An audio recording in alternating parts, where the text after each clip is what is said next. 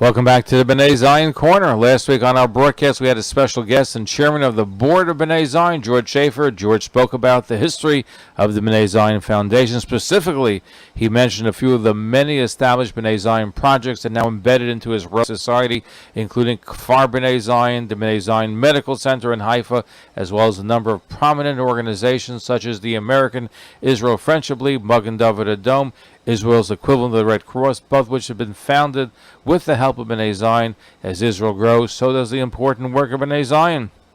This week, we have the privilege of having one of the organization's esteemed board members with us, Mr. Jan Kiderman. Jan has worked with investors in the private equity industry for many years. He is recognized for his expertise in strategic development and raising capital for startups and early-stage businesses. He and his wife and now extended family live in Westchester, New York. Jan, shalom. Welcome to the broadcast. Thank you, Zev. Glad to be here this evening. And glad you're able to join us. Jan, I mentioned to our listeners already that you're currently on the board of directors of Bnai Zion. Could you tell our listeners what inspired you to get involved with I know you're involved in other groups as well, but with this very important organization?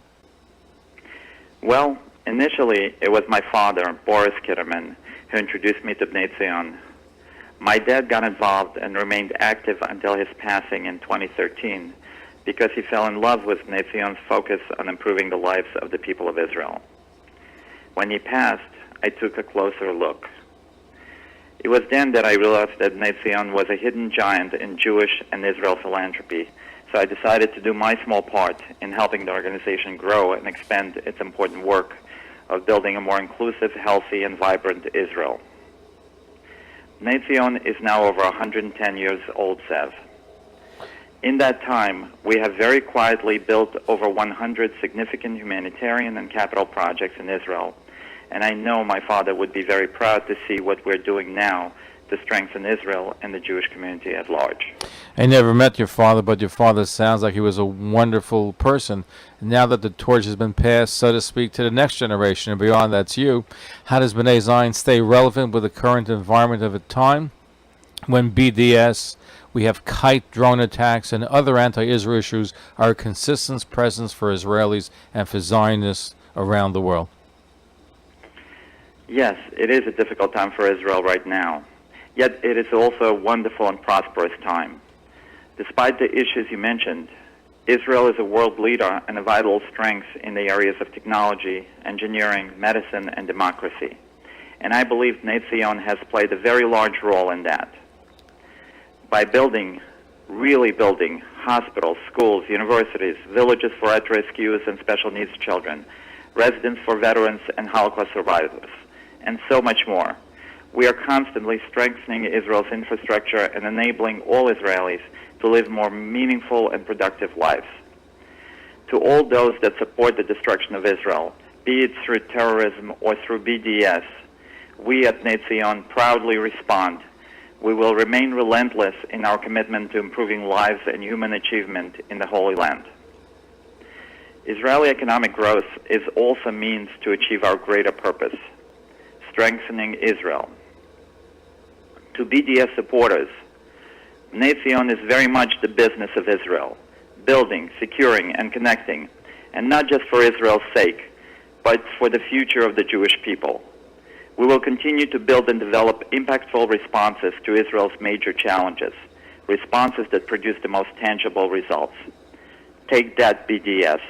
That's wonderful. We have to really challenge BDS, and I'm glad that this is being done. I know all listeners feel the same pride in Israel for its incredible accomplishments, despite anybody. And unfortunately, there are many who try to stop Israel. Tell us, Jan, are there any events coming up right here in New York City that our listeners might want to know about, and how are you involved in them? We have a number of exciting events coming up in the next several months, including a Hanukkah mission trip to Israel in December. On earlier trips, we were pleased to host individuals traveling alone, as well as groups of couples and entire families. We welcome inquiries from your audience about the trip. I also want to tell you about a very special event that we're hosting right here in New York City on December 12th. We have invited the Ma'ale Adumim Youth Symphony to join the Ramaz High School Choir on what is arguably the greatest performance stage in the world, the Carnegie Hall. It's going to be a very exciting event. The talented students of the Youth Symphony come from schools across Ma'ale Adumim and Jerusalem.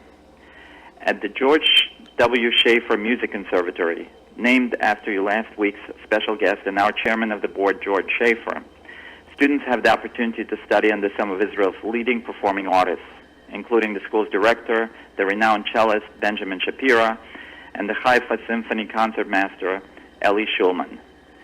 This youth symphony is so talented. We could not be more proud to have them perform on the same stage with the Ramaz High School Choir. The Ramaz Choir performers are recognized for their beautiful voices and truly meaningful performances. The collaboration between these two important musical youth groups, living nearly 6,000 miles apart as they share the Carnegie Hall stage on December 12th, is historic and just another testament to Bnei Zion's commitment to the principle of Klal Yisrael and Am Echad. Beautiful. What a really special evening coming up in December. It's wonderful that even from New York you're encouraging our younger generation to get involved by hosting such an important American-Israeli event. As you may already know, we have a very large listening audience, including parents and alumni. Actually, we also have students from Vermont School in Manhattan and the KJ community in the Upper East Side of Manhattan. How can our listeners get tickets to the event? Yes, Zev. We expect a great deal of interest from every segment of the Tri-States Jewish community and welcome early reservations and sponsorships to this and to all of our events through Bnei Zion's website at www.bnaizion.org/events. Personal and corporate sponsorships are also available by calling our office at 646-485-7999. So in keeping with our theme tonight, Jan, of tonight's broadcast, Dor V'Dor, generation to generation, we have spoken about your father and then about you being involved in Bnei Zion, and now also the next generation at the Ramaz High School Choir is being introduced to the important work of Bnei Zion. What do you see going forward for the organization? How would you like Bnei Zion to benefit from it? I believe every Israeli lives with a true sense of pride for Israel, and so do most of us around the world. But in order to ensure Israel's future and strength, those amongst us who care deeply about Israel must get more engaged.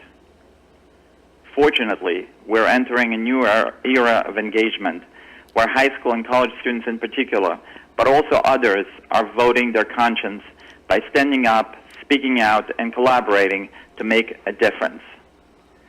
We'd like to see more volunteers, young and old, get involved by attending our incredible events, create your own events through our national office in New York City, and of course support our important work and doing good.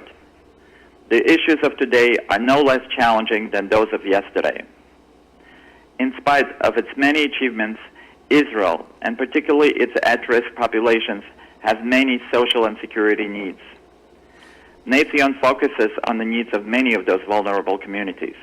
We build facilities and provide much-needed support and rehabilitation for the orphaned, the blind, those with mental health challenges, Holocaust survivors, and people living below the poverty line, young and old.